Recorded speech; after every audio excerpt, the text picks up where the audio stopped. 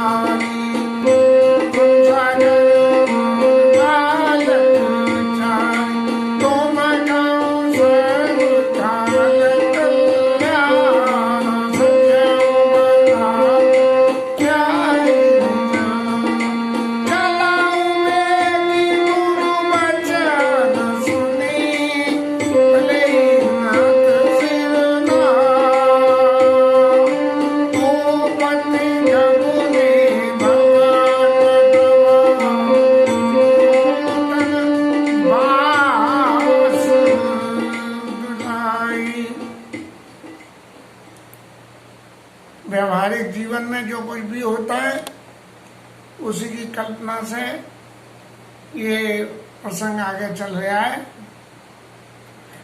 गुरुजी महाराज बोले कि जो लोग पुण्य वाले होते हैं उनको इस धरा पे सब तरह के सुख मिलते हैं।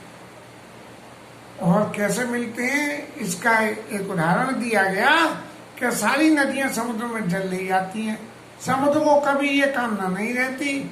ऐसे ही तिम सुख संपत्ति विनय बुलाए धर्मशील पे पर पई जाई स्वभाए से स्वभाव से ही जो धर्मशील व्यक्ति के पास में सुख संपत्तियां चली जाती हैं, लेकिन जब कर्म का प्रारब्ध हावी होता है तब वो क्षीण भी हो जाती हैं। और उसी क्षीण में ही भगवान राम को वनवास भी जाना पड़ा। तिम सुख संपत्ति भी नहीं बुलाए धर्मशील पे जाई सुभाए। तुम गुरु गुरु जी विप्र धेनु देवता सबके हित करने वाले हो। और वैसे ही आपकी पत्नी कौशल्या है।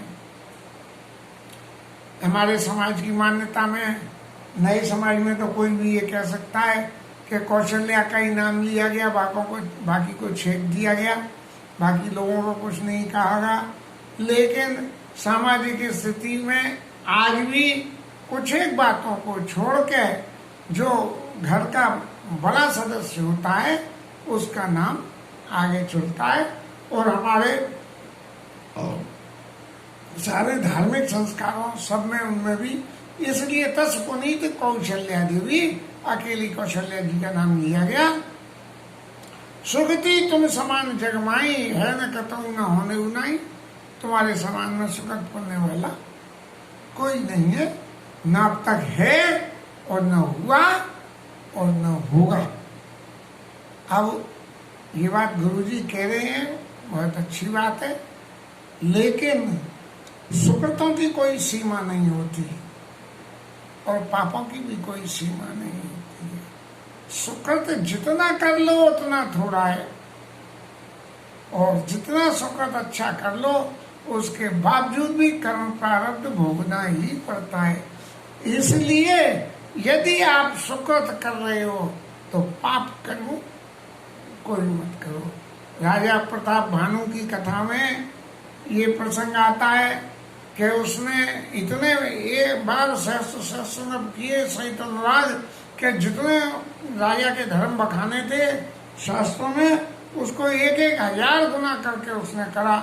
और एक एक हजार गुना करने के बाद में क्या करा कि वन में शिकार खेलने चला गया। अब जीव हत्या तो पापी है, तो जब वन में शिकार खेलने गए तो कर्म प्रारब्ध हावी हो गया राजा परीक्षित के ऊपर। सब कुछ करने के बाद सोने का मुकुट पहना और पहन के जो प्रारब्ध हावी हुआ। तो ऐसे ही सत्पुण्य करने के लिए ये बहुत जरूरी है कि हम गलत कामों को छोड़ दें। सिर्फ सच बोलना ही सही नहीं है, झूठ बोलना छोड़ना उससे ज्यादा बड़ा सच है।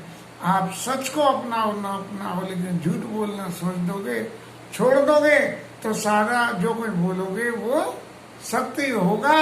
इसलिए सुकृत करो न करो, पाप न करो।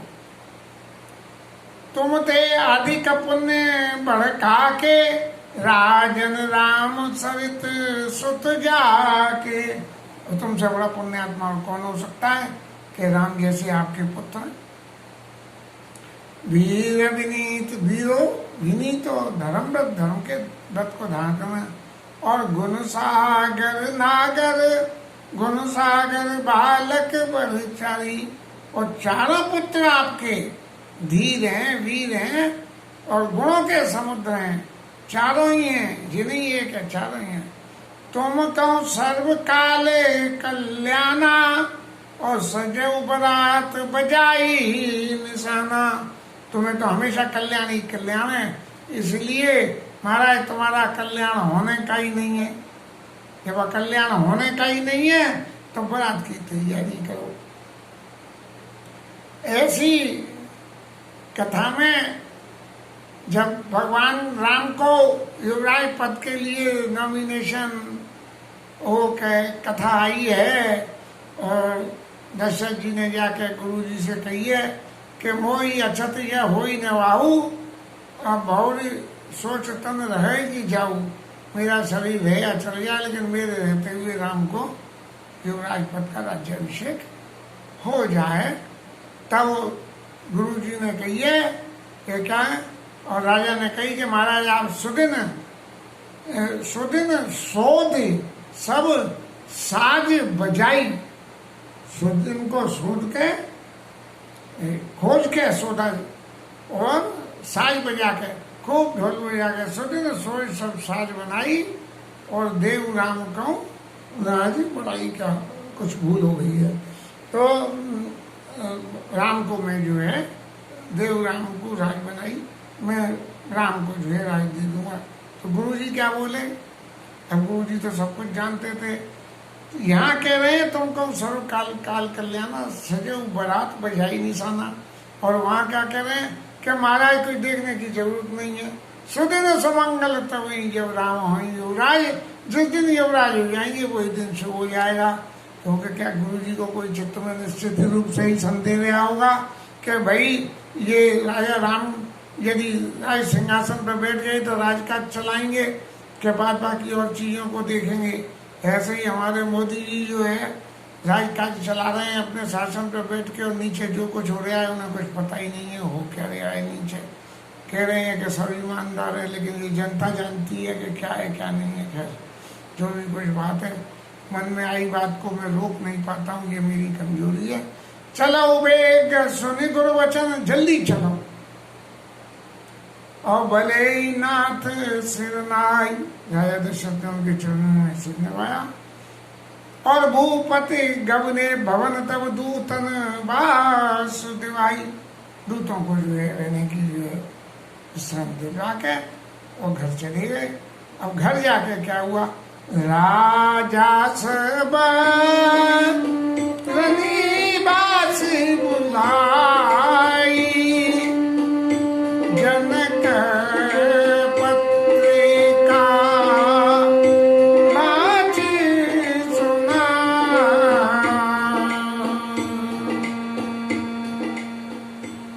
सारे रनवास को बुलाया, जिसमें तीनों रानियां, रनवास में काम करने वाले सेवकगण जो भी थे, सबको बुलाया और जनक जी की पत्रिका को खुद ने पढ़ के सुनाया। ये नहीं है कि राजा महाराजा थे तो उनके संग तो हर वक्त एक स्पोक्समैन रहता होगा, उसने जनक पत्रिका भाई सुनाई। सुन संदेश सकल हर्षानी, अपर कथा सब भूप बखानी। ऐसे लोग बहुत खुशी हुए और बाद बाकी कथा को राजा दशरथ ने सब बखान करा कि कैसे कैसे तो वो कथा हुई, कहाँ से शुरू हुई और किस तरह से भगवान राम ने धनुष को तोड़ा है। मुदित आशीष दे गुरु नारी, अति आनंद मगन में तारी। गुरु पत्नियां बहुत प्रसन्न होकर आशीर्वाद कर रही है और माता लोगों को बड़ा आनंद हो रहा है। ले परस्पर प्रिय पाती, राजा जनक की पाती को दशरथ जी के हाथ में से ले लिया, हृदय लगाई जुड़ा वही छाती अपने हृदय से लगा रही है उस पत्रिका को। बहू आने का कितना सुख होता है, इसकी कल्पना जो नई नई सास बनती है वो जानती हैं। राम लखन की कीरति करनी और बार भूप बरबरदी। उनकी कीर्ति को राजा ने बार बार कहा है, 12 बार भूप बरबरदी। एक बार नहीं, एक बात को 4-4 दफे कही। बिल्कुल ऐसे कहते हैं जैसे बुढ़ापे में आदमी खुद ही भूल जाता है कि अभी मैंने क्या कही थी। तो ऐसे ही राजा ने 12 बार भूप बरबरदी, मुनि प्रसाद कई दौर सिधाए। इतना समाचार वनवास में देखे और ये कह के ये गुरु वशिष्ठ जी की कृपा से ही सारा उत्सव हुआ है। क्योंकि न जे मुझे समझाते कि आप विश्वामित्र जी को दे दो, तब वशिष्ठ बहुविध समझावा और न संदेह नाश कर पावा। वशिष्ठ जी ने बहुत बार समझाया, तब जाके उनका ये संदेह हुआ कि राम लक्ष्मण राक्षसों को कैसे मारेंगे और इन्हें विश्वामित्र जी के संग भेजा। तब मुनि प्रसाद के द्वार सिधाए, रानी ने सर्वमयी देव बुलाए। रानियों ने ब्राह्मणों को बुलाया और दिए दान आनंद समेता, चले विप्रवर आशीष देता। और सब ब्राह्मणों को बुला के दान दिया और सारे ब्राह्मण जो है आशीर्वाद देते हुए चल दिए। जाचक लिए अकार दीन निछावर कोट विधि, चिरजीव सुत चार चक्रवर्ती दशरथ। जिसको जो भी चाहिए था, करोड़ों तरह से निछावर दी लोगों को। और सब लोग चिरजीव सुत चार, तुम्हारे चारों पुत्र चिरंजीव हों। राजा दशरथ के जो 4 पुत्र हैं वो चारों चिरंजीव हों, ऐसा आशीर्वाद कहत चले कहत चले माई रे पटना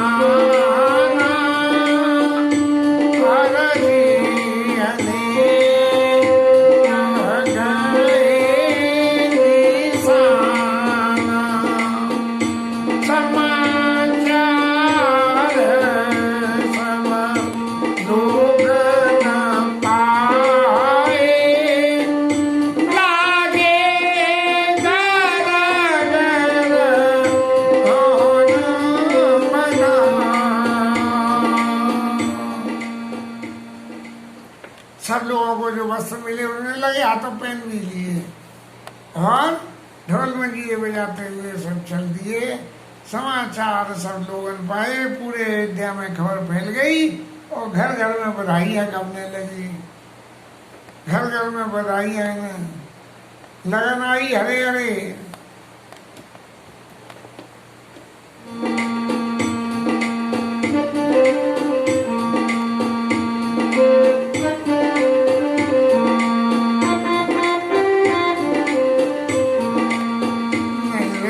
बचता नहीं है, चलो कोई बात नहीं। भुवन चारे 10 भरा उठाऊ, जनक सुता रघुबीर ब्याऊ। सब पूरे में ये बात फैल गई कि जानकी जी और रामचंद्र जी का विवाह हो रहा है। सुन सुन कथा लोग अनुरागे। इस कथा को देख देख कर लोगों के हृदय में बड़ा अनुराग पैदा हो रहा है और उसके नतीजे में क्या करा, अरे भाई भगवान राम का ब्याह है। जैसे अभी ये मंदिर बनने को हुआ तो लोगों ने अयोध्या मंदिर के लिए घर घर दिए जलाए, किसी ने बधाई गाई है, किसी ने कुछ करा, जैसा जिसका था। तो जनक सुता रघुबीर सुन सुन कथा लोग अनुरागे और क्या करने, मग गृह गली समागम लगी, अपनी गली रास्ता और घरों को सजाने लगे। और यद्यपि अवध सदैव सुहावन और रामपुरी मंगलमय पावन, भगवान राम की पूरी होने की वजह से हमेशा सुहावनी बनी रहती है, लेकिन फिर भी तदपि प्रीत की रीत सुनाई और मंगल रचना रची बनाई। प्रीति की ऐसी रीति है, हमारे घर में कितने भी नए कपड़े हों, घर में नया भैया बेटी का ब्याह आ रहा है, एक जोड़ी कपड़े तो बनवा लो। बोले तुम्हारी अलमारी तो भर रही है, बोले भरी रहने दो भाई, एक ब्याह पे तो नया ही पहनेंगे। तदप प्रीत की रीत सुहाई, मंगल रचना रची बनाई। बोले घर में भी तो कुछ करवा लो यार, फर्नीचर बनवा लो, दामाद आवेंगे, कोई होगा, बहू आवेगी। तो ये जो प्रीति की है, जब हृदय में प्रीति होती है तब ये सारी रचनाएं होती हैं। और प्रीति न हो, अरे यार जालतू जलालतू आई वाला डालतू ब्याह हो जानते, फिर पीछे नहीं देंगे। ध्वज पताक पद चामर चारू, झंडे लगाए गए, पताकाएं लगाई गई और चामर चारू, चावलों से चारों तरफ छिड़काव करा गया है। और छावा परम विचित्र बाजारू, बाजार को बहुत बढ़िया सजाया गया।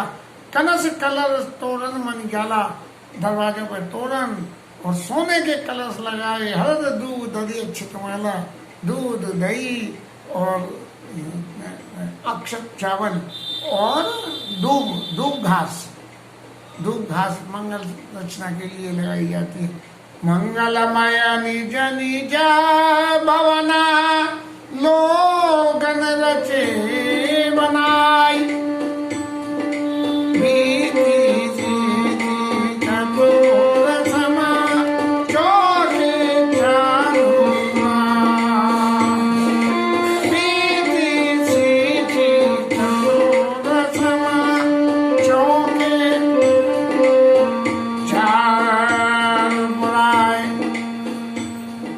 सब लोगों ने अपने अपने घर में खूब मंगल अशोक के पत्ते लगाए, कलश रखे, देवताओं की प्रतिमाएं लगाई, कपड़े के बढ़िया बढ़िया बंधन भाग बनाए गए और बीती सींची चतुर्सम, चारों तरफ से एक सी बीती सींची चतुर्सम, चौके चारों पुराई। और चौकों को पुराया गया, जैसे आजकल रंगोलियां बनती हैं, ऐसे ही जो है उस टाइम में चौकों में रंगोलियां बनती थी। अब ये तो मालूम नहीं, पुराने सिस्टम में तो आटे से और रोली से चौक पुरा देते थे। अब तो नई में तो सिंथेटिक कलर लगा लगा के बनाते हैं। जाता जूत मिली भामिनी, सजिनब सप्त सकल दुति गामिनी। सुंदर सुंदर स्त्रियां बढ़िया बढ़िया कपड़े पहन के और विद्वदनी मृग सावक लोचन, हिरण के से नेत्रों वाली, चंद्रमा के से मुंह वाली और निज स्वरूप रति मान विमोचन, ऐसी सुंदर स्त्रियां गाभाई मंगला मंजुल बानी, सुनि कलरव कला कंठे लजानी। ऐसे मीठे गले से गा रही हैं कि कोयल का गला भी उसके आगे पीछे हो रहा है। मंगल द्रव्य मनोहर नाना राजत बाजत विपुल निशाना। सब तरफ मंगल ही मंगल, मंगल द्रव्य रखे हैं, जो चीज रोली, चावल, मेहंदी, नारियल, कलश, ये सारे मंगल द्रव्य हैं, वो चारों तरफ में। कथाहु बिरद बंदी ओ चरई। वृंदावली राजा दशरथ की जय, महाराज आज की जय, महाराज दशरथ की जय, महाराज रघु की जय। ऐसी जो उनकी बड़ी बड़ी वृंदावली है, बोले उनके यहाँ भी ऐसा हुआ था। ये जो है बंदी लोग जिनका काम ये गाना है और वो लोग कर रहे हैं। और कथाऊं वेद धुनी वो शोर करे, बंदी लोग तो वंशावली गा रहे हैं और ब्राह्मण लोग वेद ध्वनि। मंगलम भगवान विष्णु मंगलम गणध्वजा मंगलम पुंडरीकाक्ष मंगलाय तनो हरि। ऐसे मंगल स्वर ओम पयो पदिभ्याम पयो दिशु, ऐसे मंत्रों का जाप जो है ब्राह्मण लोग कर रहे हैं। गावे सुंदर मंगल गीता, स्त्रियां लोग मंगल के गीत गा रही हैं। ले ले नाम राम और सीता, राम और सीता का नाम लेके मंगल गीत गा रहे हैं। बहुत उछाह भवन अति थोड़ा और मानव उमंग चला चौरा।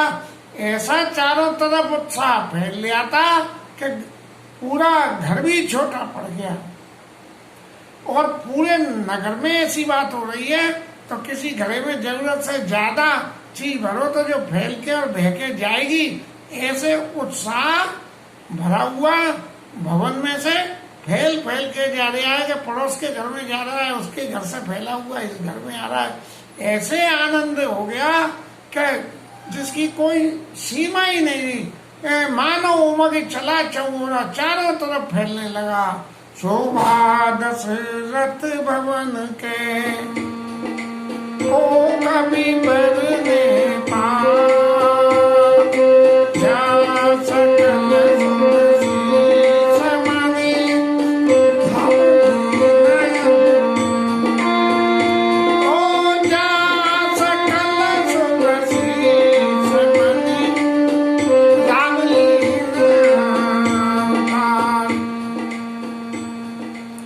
राजा दशरथ के भवन की जो शोभा है वो कवियों पे तो वर्णन करते बनती नहीं है, क्योंकि जहाँ प्रत्यक्ष में भगवान आसीन हो तो भगवान की सारी रिद्धि सिद्धियाँ वहाँ सेवा करने बिना बुलाए ही आ जाती हैं। तो उस शोभा का वर्णन कौन करे, क्योंकि मनुष्य की या कवि की वाणी तो सीमित ही होती है और रिद्धि सिद्धियों की तो कला की कोई सीमा ही नहीं है। तो जहाँ सकल सुशीष मने रामलीन अवतार, यहाँ पे भगवान राम ने अवतार लिया है, वहाँ की सजावट का कौन वर्णन करे। इसके साथ आज की कथा का विश्राम, हरि नाम कीर्तन।